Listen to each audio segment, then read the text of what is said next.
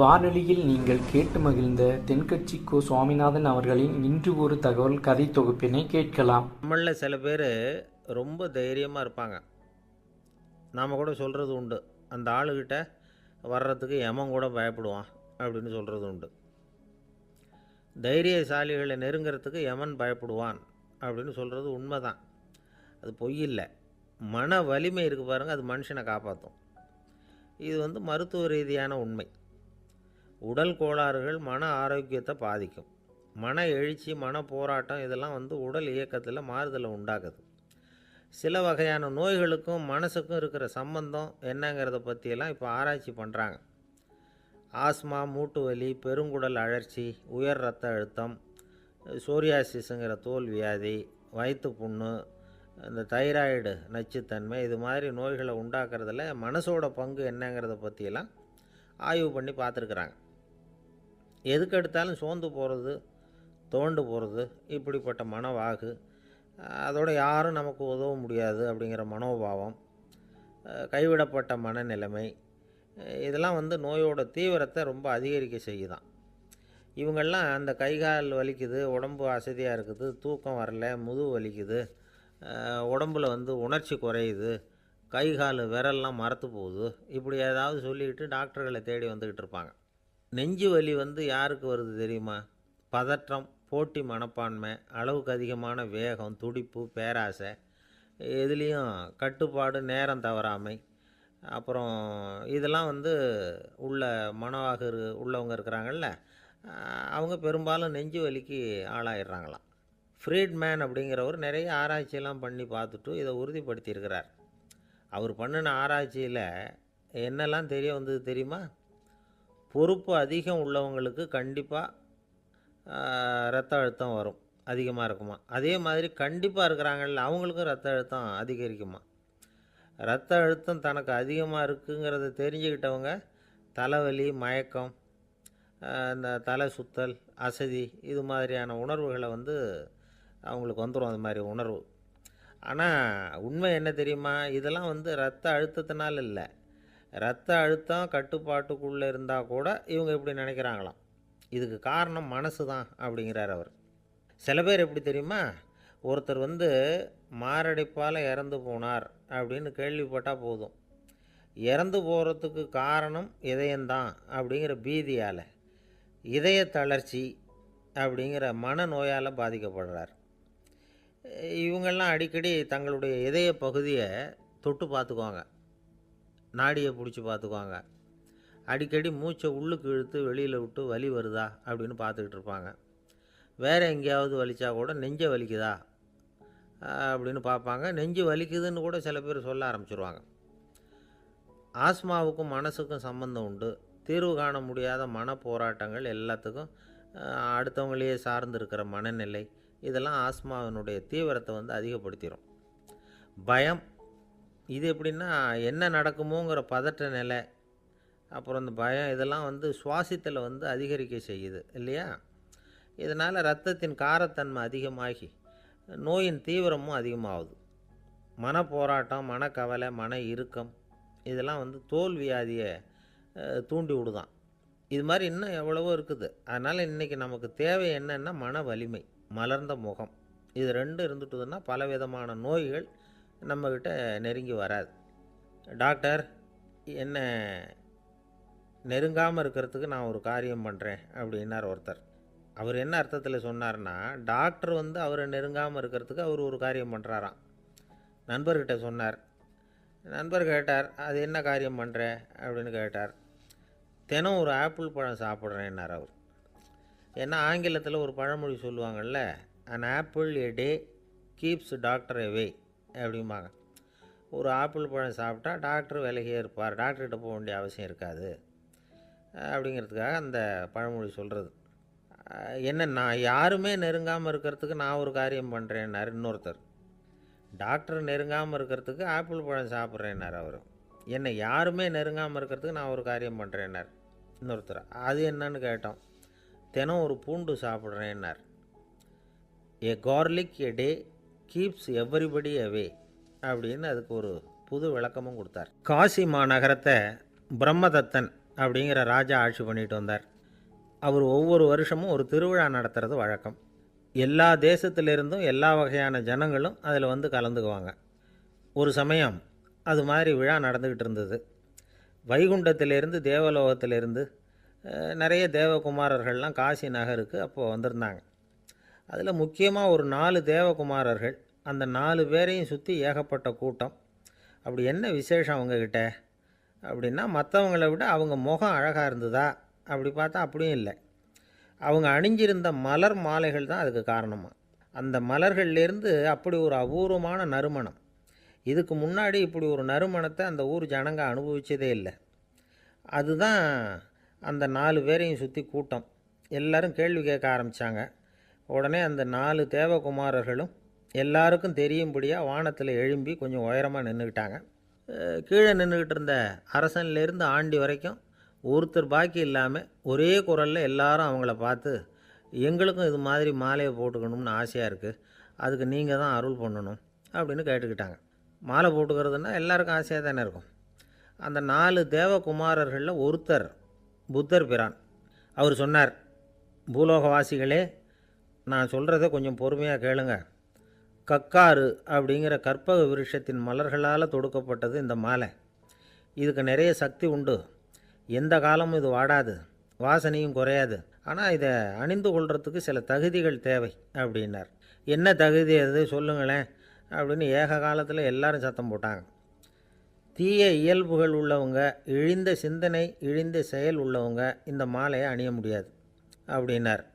அவ்வளோதான். கூட்டத்தில் சத்தம் போட்டவங்கள்லாம் மெதுவாக அப்படி அடங்க ஆரம்பிச்சிட்டாங்க.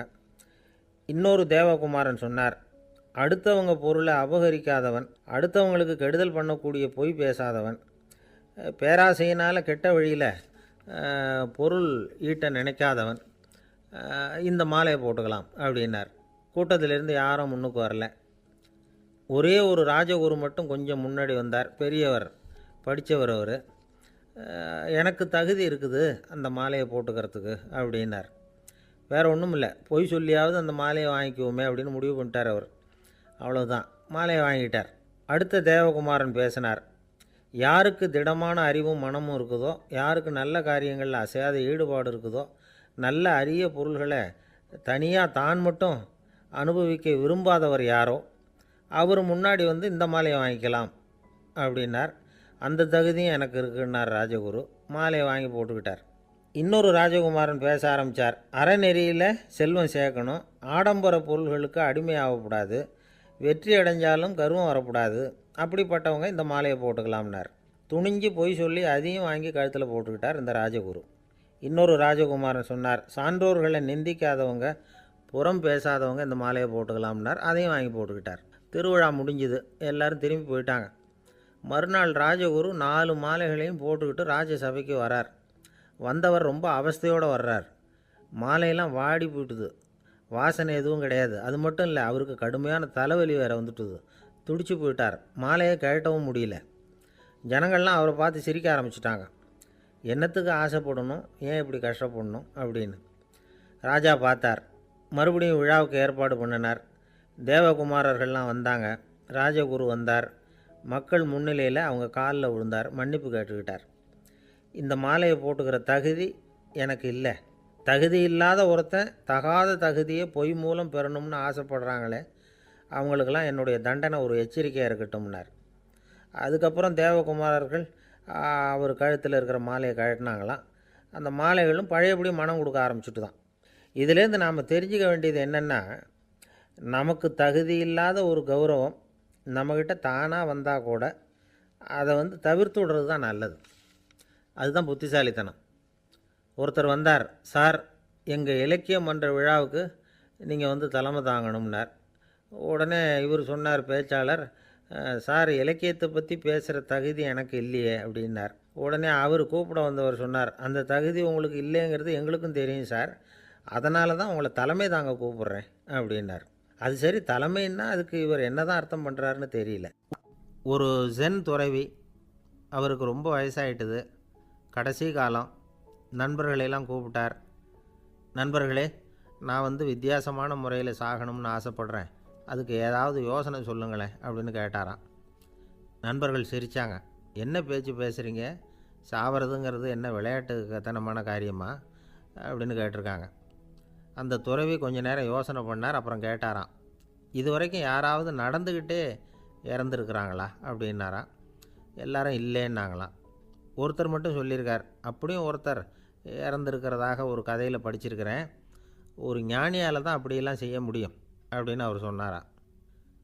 சரி, அப்படின்னா அந்த முறை நமக்கு வேணாம். நின்றுக்கிட்டே யாராவது உயிரை விட்டுருக்காங்களா அப்படின்னு விசாரித்தாராம். அப்படியும் ஒருத்தர் இறந்துருக்கிறார் அப்படின்னாங்களாம். மறுபடியும் அந்த துறவி யோசனை பண்ணியிருக்கிறார். ஏதாவது வித்தியாசமான முறையில் நாம் போகணும் அப்படிங்கிறது அவருடைய விருப்பம். மனிதன் எப்படி வாழ்கிறானோ அப்படி இறப்பது தான் நல்லது. சரி, யாராவது தலைகீழாக யோகம் செய்யும் நிலையில் இறந்துருக்குறாங்களா அப்படின்னு விசாரித்தாராம். நண்பர்கள் சிரித்தாங்க. தலைகீழாக நின்னபடி இறந்ததாக நாங்கள் கேள்விப்பட்டதே இல்லை, அது முடியாத காரியம் அப்படின்ட்டுருக்காங்க.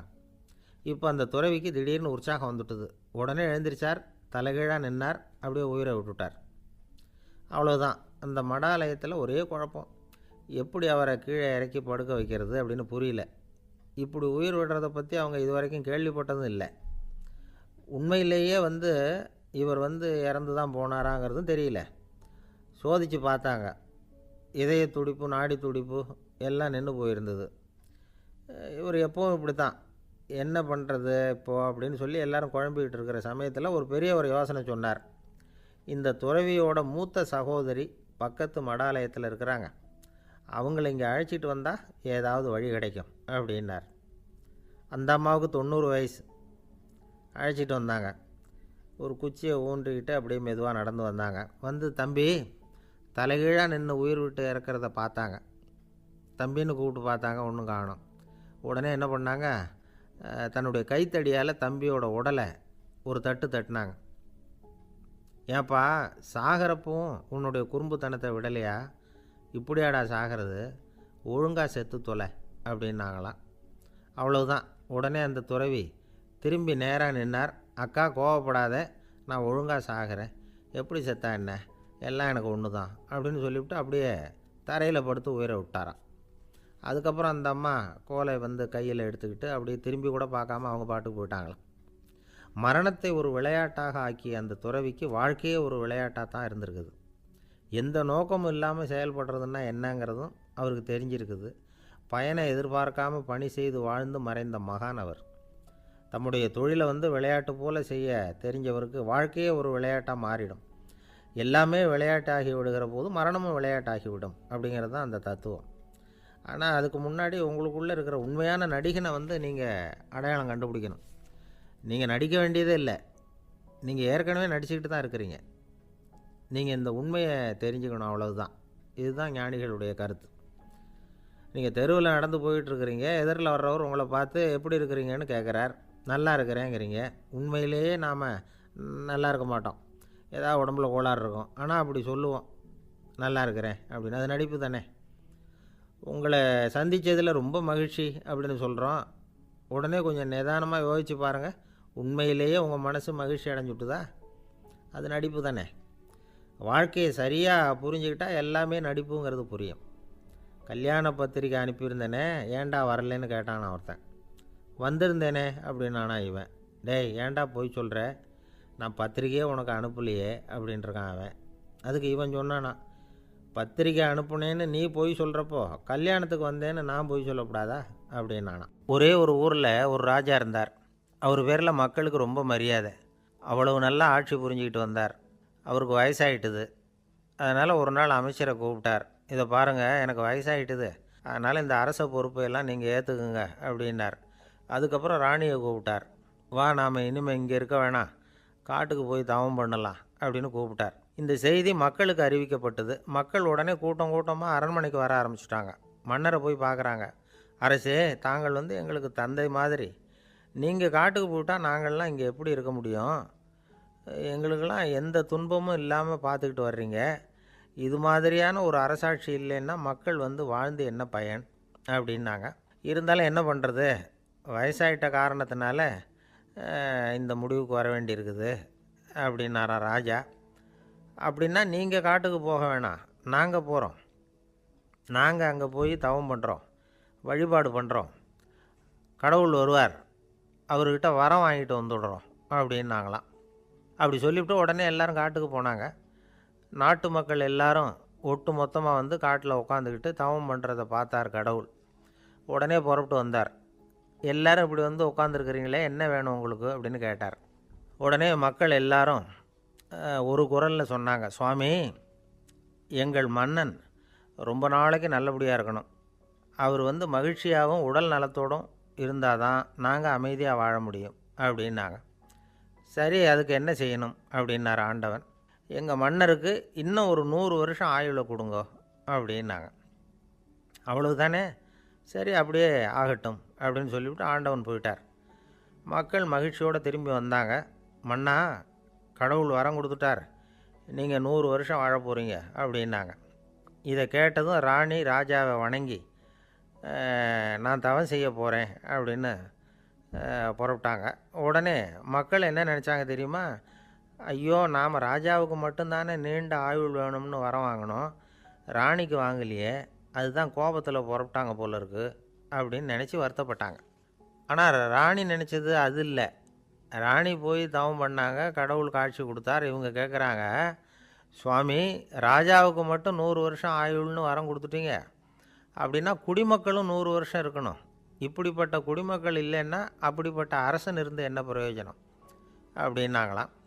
ஆண்டவன் பார்த்தார், சரி அவங்களும் 100 வருஷம் வாழ்வாங்க, அது மட்டும் இல்லை, நீயும் 100 ஆண்டு காலம் வாழ வரமளிக்கிறேன் அப்படின்னு சொல்லிவிட்டு மறைஞ்சிட்டார். இதில் ஆண்டவன் வர்றதும் மறையிறதும் முக்கியமில்லை. இதில் கவனிக்க வேண்டியது ஆள்கிறவனின் விசால மனம், குடிமக்களின் விசால மனம், ஆள்கிறவன் மனைவியினுடைய விசால மனம். இப்படி ஒரு நாடு இருந்துட்டுதுன்னா எப்படி இருக்கும் வாழ்க்கை நினச்சி பாருங்கள்.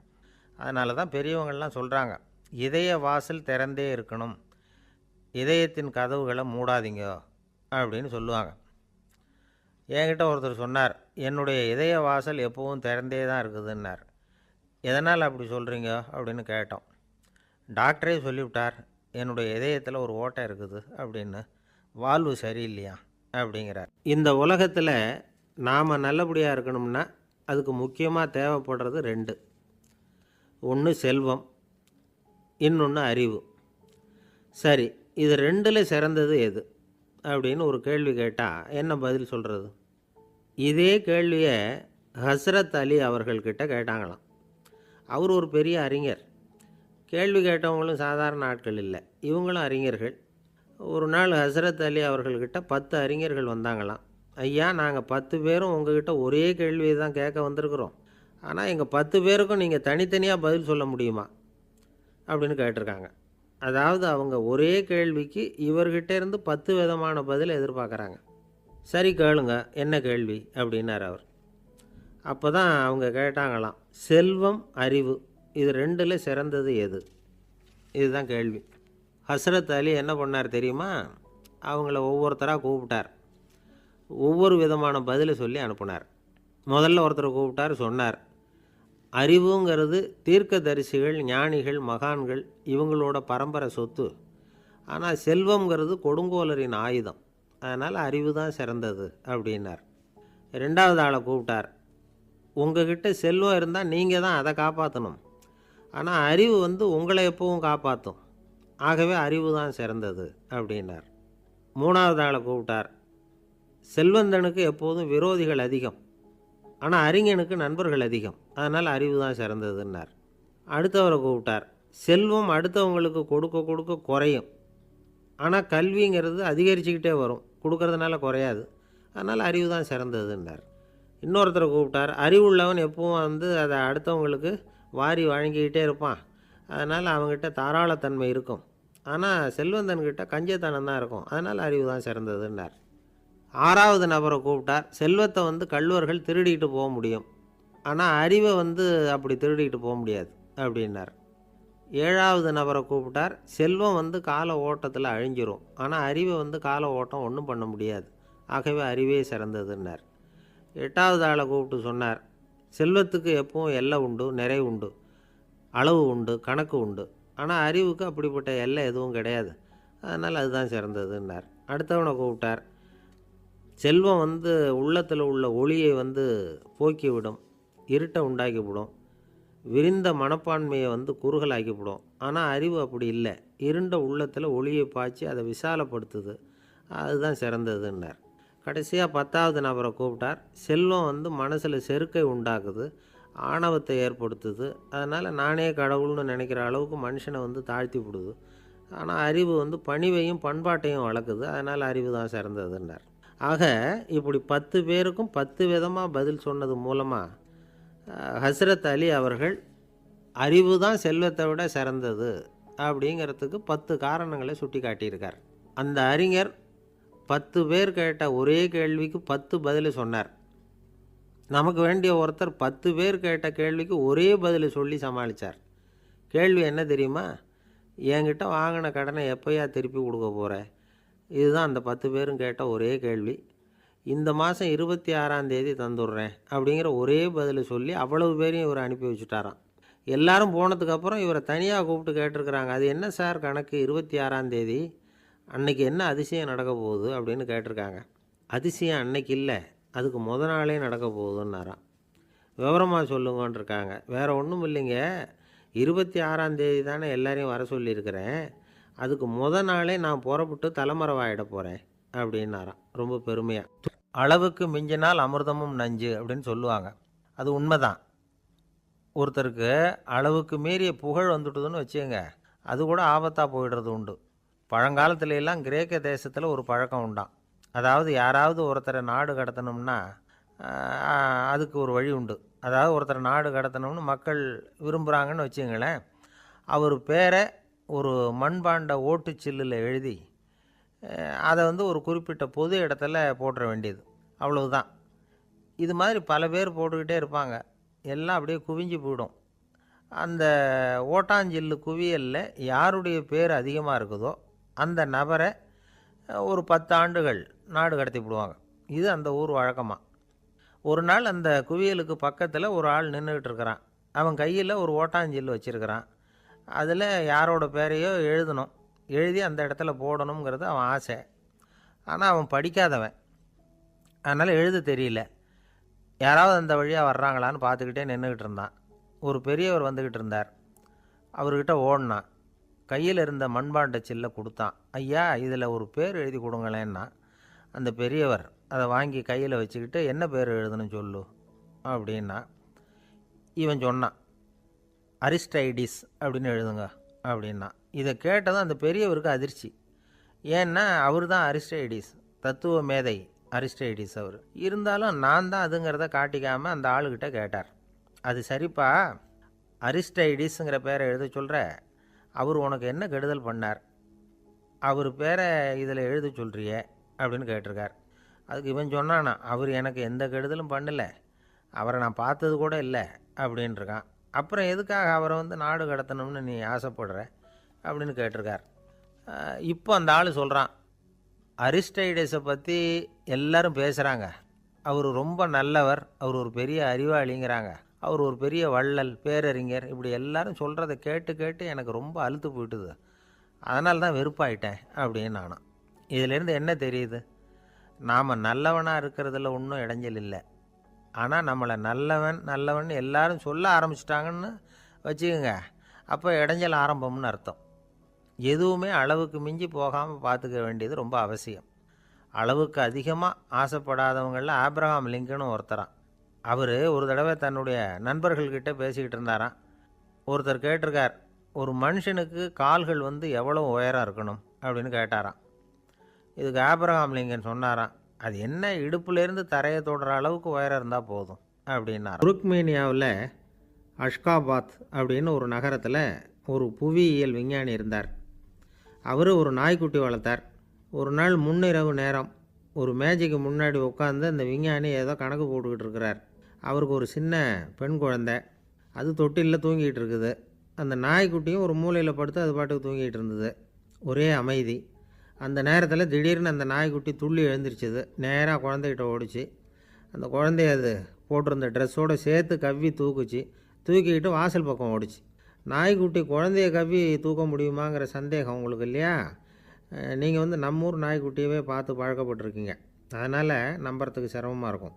அந்த ஊர்லெலாம் அது வந்து ரொம்ப ஸ்ட்ராங்காக இருக்கும், ஒரு ஏதோ கண்ணுக்குட்டி மாதிரி இருக்கும். விஞ்ஞானி அதை பார்த்துட்டார். உடனே அந்த நாய்க்கு வந்து வெறி பிடிச்சிட்டுதுன்னு முடிவு பண்ணிவிட்டு தன்னோட கை துப்பாக்கியை எடுத்துக்கிட்டு ஓடி வந்தார். அவர் வெளியில் வந்து நாய்க்குட்டி எங்கே அப்படின்னு பார்த்து தேடுறார். அந்த நேரத்தில் அந்த வீடு வந்து இடிஞ்சு விழுது. காரணம் பூமி அதிர்ச்சி. இப்படி பூமி அதிர்ச்சி உண்டாக போகுதுங்கிறது அந்த நாய்க்குட்டிக்கு முன்னாடியே தெரிஞ்சு போச்சு. அதுதான் குழந்தைய தூக்கிட்டு வெளியில் ஓடி வந்திருக்குது. அது மூலமாக அந்த குடும்பத்தையே காப்பாற்றியிருக்குது அந்த நாய்க்குட்டி. இந்த சம்பவம் நடக்கிறதுக்கு 3 நாளைக்கு முன்னாடியே சில பிராணிகளுக்கு இப்படி நடக்க போகுதுங்கிறது தெரிஞ்சிருக்குதான். ஆமாம், அந்த நகரத்தில் 3 நாளைக்கு முன்னாடியே பாம்பு, பல்லி இதெல்லாம் அது தங்கியிருந்த வலையை விட்டு வெளியில் ஓடி வந்துட்டுது. அதே மாதிரி அங்கே இருந்த புறாவெல்லாம் பறந்து போயிடுச்சான். இதே மாதிரி யுகோஸ்லோவியாவில் கூட ஒரு நகரம், அங்கே ஒரு நாள் ராத்திரி ஒரு மிருக காட்சி சாலையில் திடீர்னு ஒரு பெரிய கலவரம், கூச்சல், குழப்பம். அங்கே இருந்த கழுதை, புலி, யானை, பறவை எல்லாம் கண்ணாபின்னான்னு கத்த ஆரம்பிச்சுட்டுது. நேர் யானை அதுக்குன்னு போடப்பட்டிருந்த தடுப்பையே தாண்டி குதித்து வெளியில் வந்துட்டு தான். மறுநாள் தான் எல்லாருக்கும் விஷயம் புரிஞ்சுது. அடுத்த நாள் காலையில் அங்கே பூமி அதிர்ச்சி உண்டாயிட்டுது. இப்போ பாருங்கள், அதாவது மனுஷனை போய் தீர்க்கதரிசி அது இதுன்னு சொல்லிகிட்டு இருக்கிறோம். இவனை விட அது பரவாயில்லைன்னு தோணுது. அதாவது மிருகங்கள் ஒன்று நடக்க போகுதுங்கிறத முன்னாடியே புரிஞ்சுக்குதே. சரி, இதெல்லாம் எப்படி அது முன்கூட்டி புரிஞ்சுக்குது? அதுதான் படைப்பு ரகசியம். அதை கண்டுபிடிக்கிறதுக்கு தான் மனுஷன் வந்து ஆராய்ச்சி பண்ணிகிட்டு இருக்கிறான். விஞ்ஞானிகளோட ஆராய்ச்சியெல்லாம் ஒரு பக்கம் இருக்கட்டும், வீட்டுக்குள்ளேயே சில ஆராய்ச்சி பண்ணி பாருங்களேன். இப்போ சில யோசனை சொல்லி அதை சோதனை பண்ணி பாருங்க அப்படின்னு ஒருத்தர் சொன்னாராம். அதாவது இப்போ மழை வருமா வராதா அப்படின்னு தெரிஞ்சுக்கணுமா, உடனே ஒரு பூனைக்குட்டி பின்னாடியே மெதுவாக போய் அது என்ன செய்யுதுன்னு கவனித்து பார்க்கணும். பூனைக்குட்டி தன்னோட பாதத்தினால சுகத்தில் வந்து அப்படி கீறிக்கிட்டு இருக்கும். அப்படி கீறினா கண்டிப்பாக மழை வரும். சில சமயம் பூனைக்குட்டி அப்படியே மல்லாந்து படுத்துக்கிட்டு பாதத்தை உயர தூக்கும், அப்படியும் புரளும். இப்படி செஞ்சதுன்னா அன்னைக்கும் மழை இருக்காது. அதனால் முன்னாடி இருந்தது மழை வர்றதுக்கு அறிகுறி, இது மழை இல்லைங்கிறதுக்கு அறிகுறி. பறவைகள், பிராணிகள் இதுகளோட நடவடிக்கைகளை பார்த்துட்டு அதையெல்லாம் அடிப்படையாக வச்சு தான் காலநிலையை கண்டுபிடிக்கிற கருவிகளை கண்டுபிடிச்சிருக்கிறாங்க. வாத்து இருக்குல்ல, சில சமயம் தன்னோட அழகை தன்னோட இறகுகளில் அப்படியே புதைச்சிக்கும். அப்படி செஞ்சால் குளிர்காலம் வரப்போகுதுன்னு அர்த்தம். பருவநிலை குளிராக மாறப்போகுதுங்கிறதுக்கு இதுதான் அறிகுறி. சிட்டுக்குருவி இருக்குதுல்ல, அதெல்லாம் புழுதியில் உழுந்து புரளும், சிறகுகளை வந்து படபடன்னு அடிச்சுக்கும். அப்படி செஞ்சால் மழை வரப்போகுதுன்னு அர்த்தம். ஒன்று மட்டும் நாம் நல்லா தெரிஞ்சுக்கணும், இயற்கையின் சீற்றம்னு சொல்கிறோம் இல்லையா, இயற்கை ஏன் நம்ம மேலே கோவப்படுது? இயற்கையை நாம் அனுசரித்து போகிறதில்ல, அதனால் கோவப்படுது. காடுகளை அழிக்கப்படாது, விலங்குகளை கொல்லக்கூடாது, இயற்கை ஏற்படுத்தி வச்சுருக்கிற சமநிலையை கெடுக்கக்கூடாது. அதை புரிஞ்சுக்கிட்டு வாழ்ந்தோம்னா பூமியும் நடுங்காது, நாமளும் நடுங்க வேண்டிய அவசியம் இருக்காது. ஒருத்தர் இருந்தார், சாராய கடைக்கு போனாராம், நிறைய சாப்பிட்டார். அப்புறம் சொன்னார், இது ரொம்ப அற்புதமான சரக்கு போல் இருக்குது, உள்ளே போன உடனே இந்த பூமியே நடுங்கிறது மாதிரி இருக்குது எனக்கு அப்படின்னாராம். இதுக்கு கடைக்காரர் சொல்லியிருக்கார், நீங்கள் சாப்பிட்டது வெறும் பச்சை தண்ணி தாங்க, இப்போ ஏற்பட்டிருக்கிறது நிஜம் பூமி அதிர்ச்சி அப்படின்னாராம். ஒரு பெரிய பியானோ கலைஞர் வியன்னாவில் இருந்தார். ரொம்ப புகழ்பெற்ற இசை கலைஞர் அவர். இங்கிலாந்து மகாராணி விக்டோரியா அவருடைய சங்கீதத்தை கேட்கணும்னு ஆசைப்பட்டாங்க. அவரை அரண்மனைக்கு கூப்பிட்டாங்களாம். பியானோ வாசிக்க சொல்லி கேட்டாங்களாம். இவரும் ரொம்ப பிரமாதமாக வாய்ச்சி காட்டியிருக்கார். உடனே பாராட்டி பரிசுகள்லாம் கொடுத்து அனுப்புனாங்களாம். அந்த இசையை கேட்குறதுல அரசிக்கு ரொம்பவும் ஆர்வம் உண்டு. அதனால் அதுக்கப்புறமும் அந்த கலைஞர் அடிக்கடி அரண்மனைக்கு வர வேண்டிய அவசியம் ஏற்பட்டது. ஏன்னா அரசி கூப்பிட ஆரம்பித்தாங்க. இவர் போகணும், அங்கே இசை நிகழ்ச்சி நடத்தணும். இவர் அங்கே பாடி வாசிக்கிறது உண்டு. ஒரு தடவை வந்து மகாராணி அவரை பார்த்து, உங்கள் நாட்டு தேசிய கீதம் பாடுங்களேன் அப்படின்னு கேட்டாங்களாம். உடனே அவர் தன்னுடைய நாடான ஆஸ்திரியாவின் தேசிய கீதத்தை பாடியிருக்கிறார். அவர் பாட ஆரம்பித்த உடனே மகாராணி எழுந்திரிச்சு நின்னாங்களாம். அதுக்கு மரியாதை செலுத்துகிற நோக்கத்தோடு பாட்டு முடிகிற வரைக்கும் அப்படியே நின்றுக்கிட்டு இருந்தாங்களாம். இதுதான் அந்த அரசியினுடைய பெருந்தன்மை. அதாவது நாட்டுப்பற்றுங்கிறது அந்த அளவுக்கு அப்படி இருக்கணும். இப்படி ஒரு அரசியே நம்ம நாட்டு தேசிய கீதத்துக்கு எழுந்திரிச்சு நின்று மரியாதை செலுத்துகிறாங்க அப்படிங்கிறத புரிஞ்சிக்கும் பொழுது அந்த முதிய கலைஞரின் மகிழ்ச்சிக்கு அளவே இல்லையாம். அதுக்கப்புறம் அந்த பியானோ கலைஞர் ஒரு நாள் தன்னுடைய நண்பர் ஒருத்தர்கிட்ட பேசிக்கிட்டு இருந்தாராம். அப்போ சொன்னாராம், மகாராணியார் வந்து எனக்கு எவ்வளவோ பரிசுகள்லாம் கொடுத்துருக்குறாங்க. ஒரு தடவை எனக்கு வைரக்கல் பதித்த அணி ஒன்றை கூட பரிசாக கொடுத்தாங்க. ஆனால் அதை விட உயர்ந்த விலை மதிக்க முடியாத அணி என்ன தெரியுமா? நான் என்னுடைய நாட்டு தேசிய கீதத்தை நான் பாடுறப்போ அவங்க எழுந்திரிச்சு நின்று மரியாதை செலுத்தினாங்களே, அதுதான் எனக்கு கிடைச்ச மிகப்பெரிய பரிசு அப்படின்னாராம். எனக்கு தெரிஞ்ச சங்கீத வித்வான் ஒருத்தர் இருக்கார். சமீபத்தில் ஒரு நாள் அவரை பார்த்தேன். எப்படி போயிட்டுருக்கு உங்கள் தொழில் அப்படின்னு கேட்டேன். ரொம்பவும் வித்தியாசமாக போயிட்டுருக்குங்க அப்படின்னார். என்ன சொல்கிறீங்க அப்படின்னேன். முன்னாடியெல்லாம் நான் பாடினா எதிரில் இருக்கிறவங்க தான் எழுந்திரிச்சு போயிட்டு இருந்தாங்க. இப்போ எப்படின்னா நான் பாட ஆரம்பிச்சுட்டா உடனே பக்கவாத்தியக்காரனே எழுந்திரிச்சு போயிடுறான் அப்படின்னார் ரொம்ப வேதனையோட.